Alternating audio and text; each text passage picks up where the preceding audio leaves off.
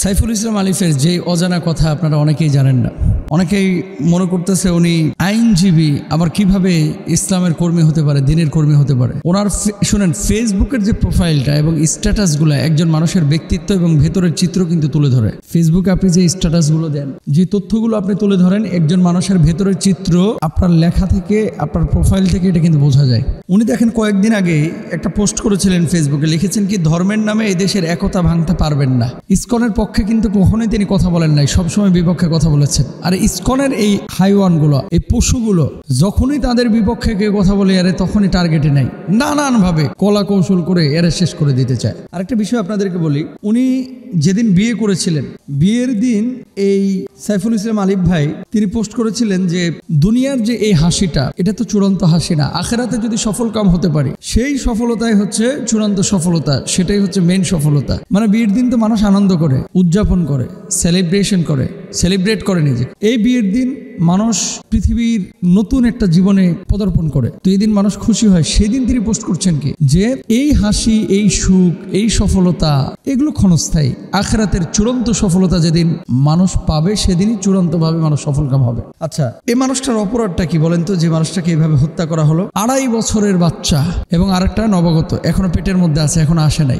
বড় হয়ে হয়তো বা এই বাচ্চাটা এক সময় বলবে, আমার বাবা শহীদ, আমার বাবা আল্লাহর রাস্তায় তিনি শহীদ হয়েছেন।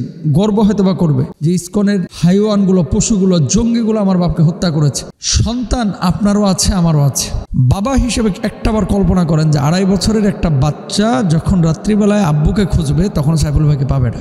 নতুন যেটা পৃথিবীতে আসতেছে, এটা যখন দেখবে যে সবার বাবা আছে, তার বাবা নাই, সে কিন্তু তার মাকে প্রশ্ন করবে যে মা, আমার বাবা কোথায়? তোমার বাবা শহীদ হয়েছে। ছোট্ট বাচ্চা, কষ্ট হবে। আল্লাহ তাআলা শাহাদাতের জন্য তাকে কবুল করেছেন। আচ্ছা, ফেসবুকে আরেকটি পোস্টে তিনি লিখেছেন যে আমি আমার মতোই আর এভাবেই থাকতে চাই, কারণ আমি মুখোশ পরি না আর মুখোশধারীদের পছন্দও করি না।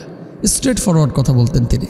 মুখের সামনেই যেটা খারাপ সেটা বলে দিতেন যে এটা খারাপ, এবং যেটা ভালো সেটা বলে দিতেন এটা ভালো। আজকে আমি একটা কথা আপনাদেরকে সুস্পষ্টভাবে বলে দিই, শোনেন। সাইফুল ইসলাম আলিফ ভাইয়ের ইন্তেকালের পরেও যদি কোনো মুসলমানের অন্তরের মধ্যে বিন্দুমাত্র ক্ষোভ, ভালোবাসা, আন্দোলন বা প্রতিবাদের ঝড় না ওঠে, জানতে হবে ওটা মুনাফেক। ওটা মুনাফেক। হাজার হাজার আলেম জেল খেটেছে, কোনোদিন একটা বার আলেমদের পক্ষে পোস্ট করে নাই। আর ইসকনের এই যে প্রভু, ওদের প্রভু তো এখন জেলখানায়, জানেন তো, চিন্ময় প্রভু। এই প্রভুকে নিয়ে, এই চিন্ময়কে নিয়ে শত শত মুসলমান দেখতেছি পোস্ট করতেছে। আপনি জানেন তার ব্যাপারে? হিন্দুরা পর্যন্ত তার বিপক্ষে কথা বলতেছে, আপনি কেন বলেন না? চিন্ময়ের নিয়ে হিন্দুরা পর্যন্ত তার বিপক্ষে কথা বলতেছে, আপনি কেন বলেন না? আপনি কি কানা? আপনি কি অন্ধ? আপনাকে বিবেক মরে গিয়েছে? আমাদের সাইফুল ইসলাম আলিফ ভাই বুঝিয়ে দিয়ে গেছেন, আমাদের আবরার ফাহাদ বুঝিয়ে দিয়ে গেছেন কোনটা হক।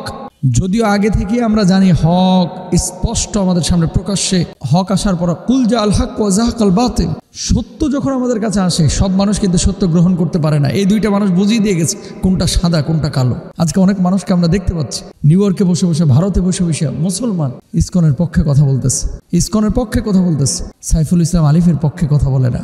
আল্লাহ এই হাইওয়ানগুলোকে তুমি হেদায়েত দান করো, নসিবে হেদায়েত না থাকলে এদেরকে ধ্বংস করে দাও। দুঃখে কলিজা ফেটে যায় ভাই। দেখেন, ওবায়দুল আকবরের একটি পোস্ট শেয়ার করেন আইনজীবী আলিফ কয়েকদিন আগে। সেখানে লেখা ছিল, ইসকন আর সনাতন এক নয়। হিন্দু একটা ধর্ম, এই হিন্দু ধর্মের অনুসারে অনেক মানুষ আছেন।